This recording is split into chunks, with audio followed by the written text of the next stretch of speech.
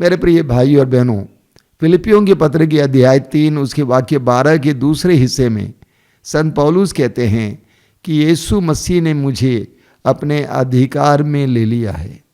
यीशु मसीह ने मुझे अपने अधिकार में ले लिया है। अंग्रेजी में इसका एक सुंदर अनुवाद है, I have been captured by Jesus Christ. यीशु मसीह ने मुझे अपने अधिकार में ले लिया है। ये वही पौलुस है जिसने कलीसिया पर अत्याचार किया था, जिसका नाम सुनकर प्रभु यीशु के शिष्य थर थर कांपते थे। इतना डरावना नाम था। आप पढ़ेंगे प्रेरित चरित्र के अध्याय 9 और अध्याय 22 और गलाती 1 में। अध्याय 22 और गलाती 1 में संत पौलुस स्वयं कहते हैं कि कैसे प्रभु यीशु के शिष्यों पर वो अत्याचार करते थे, नर नारियों को पकड़ लेते थे और बंदी गृहों में बंद कर देते थे, मरवा डालते थे। एक ऐसा पौलुस आज कहता है कि यीशु मसीह ने मुझे अपने अधिकार में ले लिया है।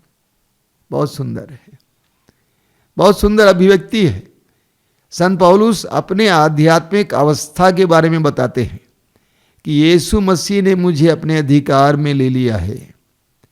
पौलुस के विचार, पौलुस के विकार, पौलुस के सपने, पौलुस की कल्पनाएं, भावनाएं, पौलुस की योजनाएं, पौलुस का शरीर, पौलुस के जीवन का एक एक पल पौलुस कहते हैं कि प्रभु ने मुझे अपने अधिकार में ले लिया है।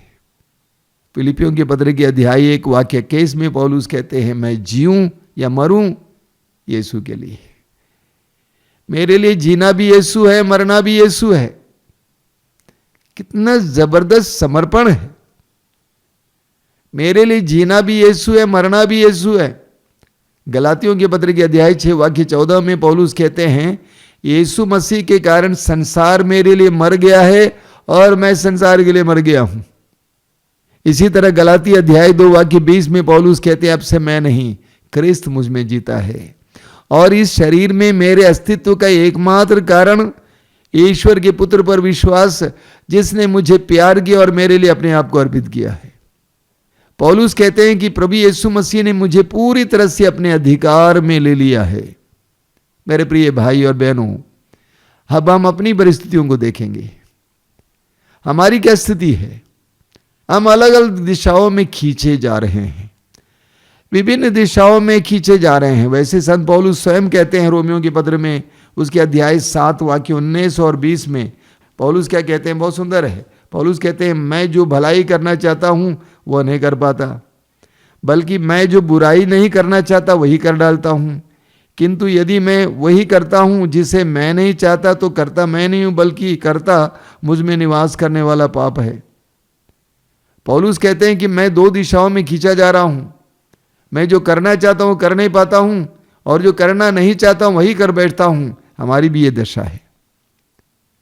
हम विभिन्न दिशाओं में खींचे जाते हैं।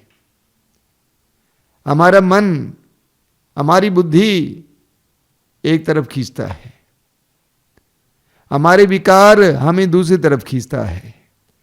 हमारी इच्छाएं, अलग अलग इच्छाएं,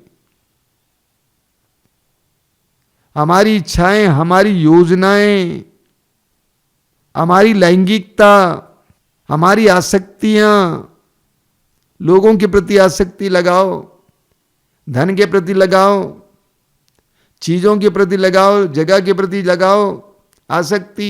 ये सारी बातें हमें चारों ओर खींच रही हैं और ये सारी बातें विद्रोह करती जाती हैं। ये ईश्वर के अधीन होना नहीं चाहते। हमारी बुद्धि पर हम भरोसा रखते हैं, हमारी बुद्धि ईश्वर के अधीन होना नहीं चाहती है। हम अपने मन की सोचना चाहते हैं। हमारे विकार, हमारी भावुकताएं जंगली घोड़े की तरह है और वो प्रभु के अधीन होना नहीं चाहती हैं।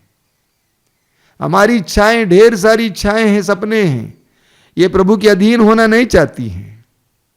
हमारी लैंगिकता प्रभु के अधीन होना नहीं चाहती है।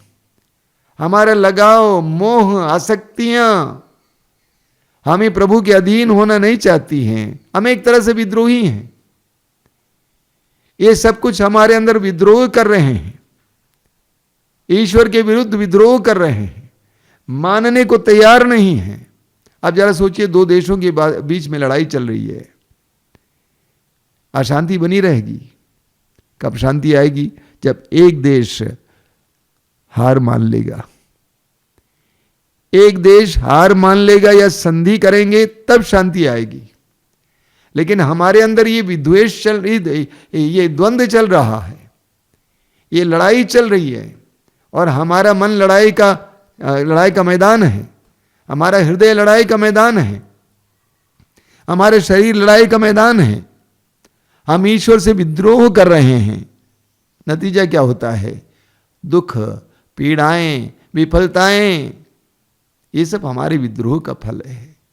हम इस्राएलियों के बारे में पढ़ते हैं, आपने बार बार सुना है, इस्राएलियों को ईश्वर ने मूसा के नेतृत्व में मिस्र देश की गुलामी से छुड़ा के कनान देश की ओर ले जाना चाहा। लेकिन मार्ग में इस्राएली लोग ईश्वर के विरुद्ध और मूसा के विरुद्ध बुनबुनाने लगे। उन्होंने इतना ईश्वर से विद्रोह किया कि ईश्वर ने उनको उनके हालत में छोड़ दिया। जबकि मिस्र देश से उनके कनान देश की ओर जाने के लिए मात्र 1-2 सप्ताह के समय की बात है। वचन में लिखा हुआ है, उनके विद्रोह के कारण वे 40 साल तक मरुभूमि में भटकते रहे। कभी कभी ये हमारी भी कहानी होती है। ईश्वर से विद्रोह करने के कारण, ईश्वर के अधीन ना होने के कारण हम लोग मरुभूमि में भटकते रहते हैं, भटकते रहते हैं, भटकते रहते हैं। अधीन होना नहीं चाहते हैं। इस्यास नबी के ग्रंथ के अध्याय 1 में प्रभु कहते हैं, इस्यास नबी अध्याय 1 उसके वाक्य 5 और 6 में प्रभु क्या कहते हैं? तुम विद्रोह करते रहते हो, तुम विद्रोह करते रहते हो, तुम्हारे किस अंग पर प्रहार किया जाए तुम्हारा सारा सिर घायल है, तुम्हारा हृदय टूट गया है, सिर से लेकर पैर तक कोई स्थान स्वस्थ नहीं रहा, तुम विद्रोह करते रहते हो। प्रभु कहते तुम्हारे विद्रोह के कारण तुम्हारा सिर घायल है, तुम्हारा हृदय मूर्छित है, तुम्हारा शरीर ऊपर से लेकर नीचे तक चोटों से भरा हुआ है, क्योंकि तुम विद्रोह करते रहते हो। यिर्मयाह नबी के ग्रंथ के अध्याय 2 उसके वाक्य 19 में प्रभु कहते हैं, तुम्हारी दुष्टता तुमको दंड देती है, तुम्हारी दुष्टता तुमको दंड देती है, तुम्हारा विश्वासघात तुमको मारता है। इस पर विचार करो और जान लो कि अपने प्रभु ईश्वर का परित्याग करना और मुझ पर श्रद्धा नहीं रखना तुम्हारे लिए कितना दुखद कटु है। यह सर्वशक्तिमान प्रभु ईश्वर की वाणी है।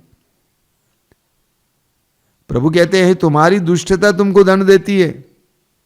विद्रोह का फल दुख पीड़ाएं हैं। स्तोत्र 107 में हम पढ़ते हैं, उसके वाक्य 10 और 11 में आपने बार बार सुना है। स्तोत्र 107 उसके वाक्य 10 और 11 में हम पढ़ते हैं, कुछ लोग अंधकार और मृत्यु की छाया में बैठे थे, दुखी और बेड़ियों से जकड़े हुए, क्योंकि उन्होंने ईश्वर की वाणी से विद्रोह और सर्वोच्च प्रभु की योजना का तिरस्कार किया था। उन्होंने ईश्वर की वाणी का विद्रोह किया, सर्वोच्च ईश्वर की सलाह को नहीं माना। इसलिए कुछ लोग अंधकार में थे, मृत्यु की छाया में थे, दुखी थे, बेड़ियों से जकड़े हुए थे, बंधनों में थे, क्योंकि उन्होंने ईश्वर की वाणी का विद्रोह किया।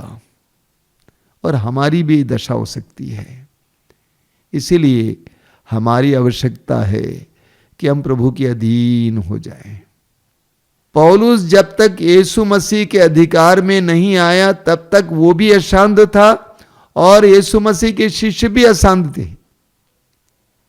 आप और मैं जब तक प्रभु के अधीन नहीं होते तब तक हम भी अशांत रहेंगे, हमारा परिवार भी अशांत रहेगा।